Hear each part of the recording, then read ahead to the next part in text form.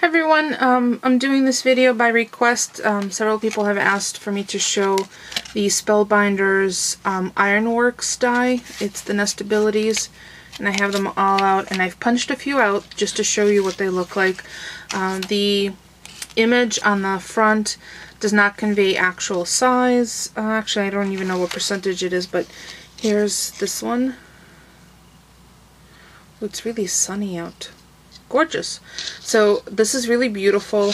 Again, I used my Cuttlebug to cut these, and I used the A base, then C, then place the die side up, turn the paper with this textured side down, then put another B plate over it and ran it through. When it comes out, you are going to need a pokey tool. I use my little trusty one, that one. There are holes that you can poke through. So I did that one. These corners are gorgeous. I did these. Again, with the texture or pattern side down that you want to punch out. There's this label. In here I did leave some of these. So this is the refuse pieces. And there are places for you to poke them out.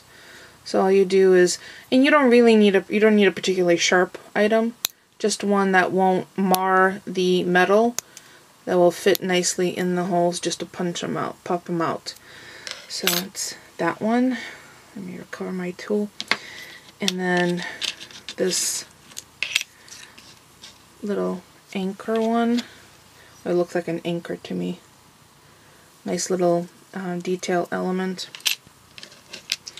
I didn't punch this particular one out, but that's also part of the set. And if you flip them over, you can also emboss. This one I just cut. And you can see there's a tiny little bit of embossing going on because this is really thick cover stock that I used. It's a really cute little size. And then last but not least is this beautiful ironwork edge. And I punched it out here in white. This does take a little bit of time to take out. I've already started this one, but this is how I pulled it out. I poked the very first couple, then used my nail to peel it up, and then slowly, holding so as to not rip, I pulled them up like this. Just a few at a time, ever so gently, so they don't rip. So I'm down to the very last one. You see that's still intact.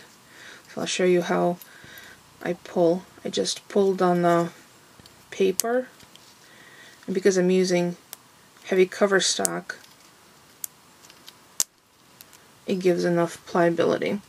So this is what what's punched out. Really nice. And these would make fabulous crowns. Totally make them dimensional. You can even wind this up to make a flower, or add it as a border strip to your layout or card. I think what I might do is make several of these in black, white, and maybe craft, and just have them on hand, especially when I have some time, because as you see there's a lot of refuse to punch out of these little ones. So all I'm going to do is go back with my tool and poke them out. And then I think the way I'm going to store them is with some metal strips. The other thing that I wanted to mention to you is they come in these blister packs. You have to cut the bottom and the side in order to get them out. And then the actual nestabilities are on double-sided adhesive tape. Be very careful when you're pulling up, especially sizes this big. If you put your finger in the wrong place for leverage to pull them up, you stand the possibility of bending these. They're not flimsy, but the longer the item is, the more chance you have to change its shape, or bend it. So this one's perfectly straight.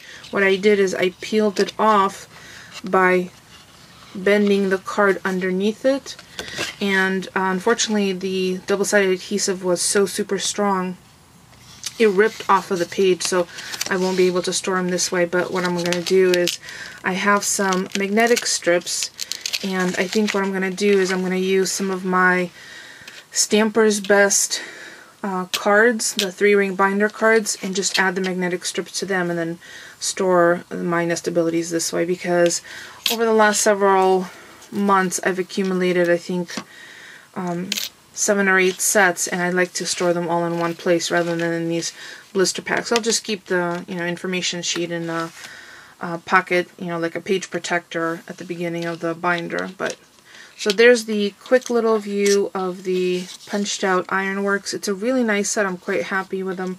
Again, a little bit of work up front gives you those beautiful results. Be careful on the kind of paper you use. Again, if you're using a pattern paper, you need to put the pattern side down, or the pattern side that you want to be cut down into the die rather than up, because you'll have the reverse. If you have any questions for me, or if you have any other requests, please leave me a comment. Otherwise, thank you so much for watching.